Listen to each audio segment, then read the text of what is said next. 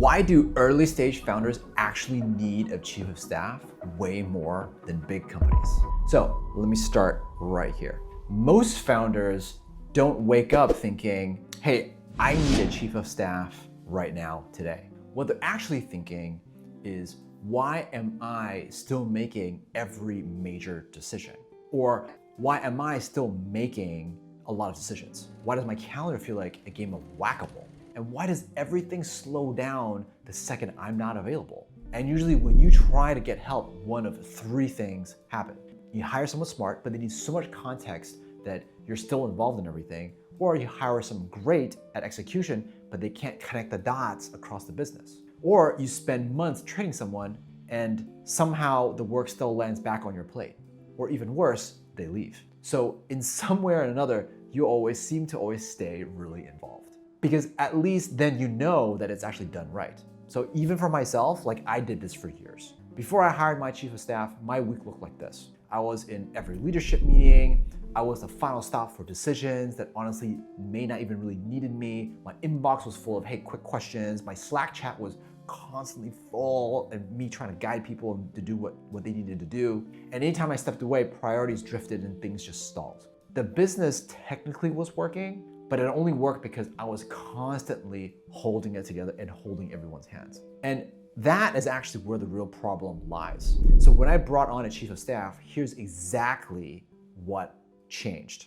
First, I stopped being the default decision maker before everything came to me. After most decisions didn't, my chief of staff learned how I think and what I care about and what I would say yes or no to. So instead of interrupting me 10 times a day, they were able to handle it.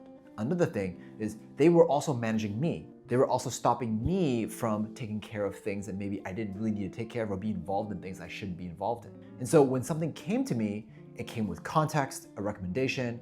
That alone freed up a huge amount of my mental space to then go and focus on more important things. Second, meetings stopped being about status updates. Before, I was the one keeping everyone aligned. If I didn't repeat priorities, things slipped. I was trying to hold everything together. After my chief of staff, she owned everything. They made sure meetings were had, they were following the agendas, they followed up on decisions, they made sure what agreed on actually turned into action. So I wasn't changing updates anymore. Execution just happened. Third, I could finally step away from the business without it wobbling and potentially not continuing. And this was huge. Before, if I took a day off, things just piled up. I took a week off and everything was exactly the same. All the priorities stayed intact. It was amazing, it was beautiful. My chief of staff kept the company pointed in the right direction. They kept small issues before they turned into big ones. And the team didn't wait for me to move forward. And this was huge. So let me be a bit more clear about what a chief of staff is not. They're not an assistant. They're not a project manager.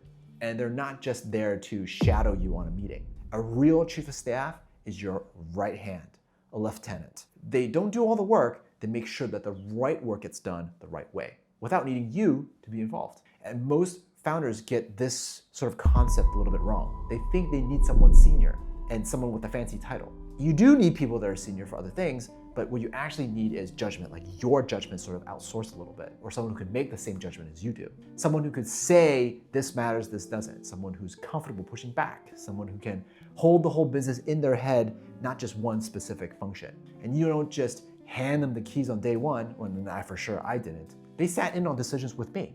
They did shadow meetings with me at the beginning. And I explained why I made certain calls to that person. I shared all the context, not just the tasks. Over time, they got the whole context of the whole business, how I think, what my goals are, and they started making the same decisions that I made. And that's when the business stopped depending on my constant presence. So today, my role is really, really different. I'm not the glue anymore. I'm not the traffic controller. I'm not the bottleneck. I spend my time on vision, key relationships, and a few decisions that require a founder. Like you do have to make decisions as a founder. But everything else keeps on moving. And so that's what a chief of staff does. It doesn't replace you, it just creates way more leverage. And if you ever felt like your business only works because you're always on, that's a sign that you don't need more hustle or more people. What you need is a reliable right hand. And if you want help figuring out whether chief of staff makes sense for your business and how to build one and hire one right away, that's exactly where we help founders. Comment support to know more.